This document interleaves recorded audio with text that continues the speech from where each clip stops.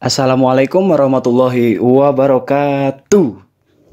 Perkenalkan, nama saya Husin Hidayat, NIM D400813, kelas A, praktek elektronika daya. Oke, di sini saya akan menjelaskan tentang rangkaian inverter 12 volt DC to 220 volt AC. Inverter adalah salah satu komponen penting catu daya yang berfungsi mengubah sumber tegangan masukan DC ke bentuk sumber tegangan keluaran AC. Nah, secara definisi, rangkaian inverter ideal adalah inverter yang tidak menghasilkan riak di sisi masukannya dan menghasilkan sinyal sinusodial murni di sisi keluarannya.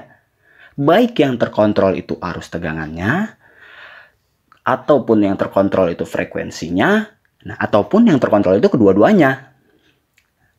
Secara umum, rangkaian inverter ini biasanya digunakan dalam aplikasi UPS atau catu daya AC, pemanas induksi, ataupun digunakan sebagai rangkaian rectifier inverter.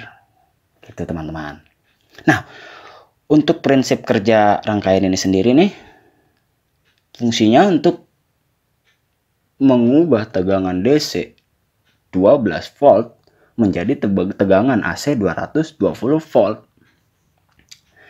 Misalnya saat rangkaian ini diberi inputan 12 volt, gitu kan. Nah, tegangan tersebut akan diubah menjadi tegangan output yang bernilai 220 volt AC, ya, dan mampu menghidupkan lampu yang membutuhkan tegangan 220 volt AC tanpa sumber dari PLN, melainkan dari sebuah aki itu teman-teman. Nah, ini cocok banget nih buat kita-kita gitu kan, anak-anak kos. Apabila di kosan gitu kan sedang terjadi mati lampu atau mati listrik gitu, atau ada pemadaman gitulah dari PLN, bisa kita menggunakan rangkaian inverter ini. Dari sebuah aki kita sambungkan gitu kan ke rangkaian ini untuk menghidupkan lampu lah minimal gitu. Kan di kos kalau lagi mati lampu gitu, mati listrik, pastinya kan sangat gelap sekali gitu kan. Nah, bisa dipakai ini gitu. Nah, untuk cara kerja dari rangkaian ini, nah dalam rangkaian ini tuh kan ada IC CD4047. Nah, berfungsi sebagai pembangkit pulsa. IC CD4047 ini diset sebagai rangkaian stable multivibrator, sehingga pada kaki IC nomor 10 dan 11 ini memiliki output square wave yang komplement atau saling berlawanan outputnya gitu. Output ini yang diset agar memiliki frekuensi 50 Hz pada masing-masing output. Gitu teman-teman. Nah, dari keluaran IC CD4047 ini akan dijadikan sebagai trigger ke kaki gate dari MOSFET. Pada MOSFET ini akan berfungsi sebagai saklar switching, untuk memutus dan menyambung arus dari aki yang melalui trafo dengan kecepatan switching sesuai dengan keluaran IC CD4047.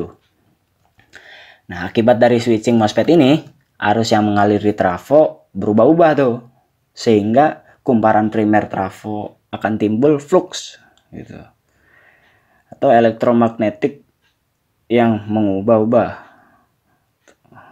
gitu kan, flux atau elektromagnet yang berubah-ubah gitu. Nah, flux dari kumparan primer akan menginduksi kumparan sekunder, dan pada kumparan sekunder akan timbul tegangan gitu teman-teman. Besarnya tegangan keluar dari kumparan sekunder ini dipengaruhi oleh tegangan aki dan besarnya frekuensi switching. Jadi prinsip tegangan DC menjadi AC adalah dengan menjadikan arus searah menjadi arus berbentuk square wave dengan nilai 1 dan 0 sesuai dengan besarnya frekuensi setting. Gitu. Nah, dari rangkaian yang sudah saya buat ini dapat disimpulkan bahwa untuk mendapatkan tegangan sebesar 220 volt yang dapat digunakan pada saat penting, pada saat darurat, bukan hanya bisa didapat dari genset Tetapi dari aki pun kita bisa mendapatkan tegangan 220 volt. Nah, apabila kalian menginginkan daya yang dihasilkan ini lebih besar, dapat dilakukan dengan cara yang pertama, mengganti trafo yang lebih besar, misalkan 5 ampere atau 10 ampere.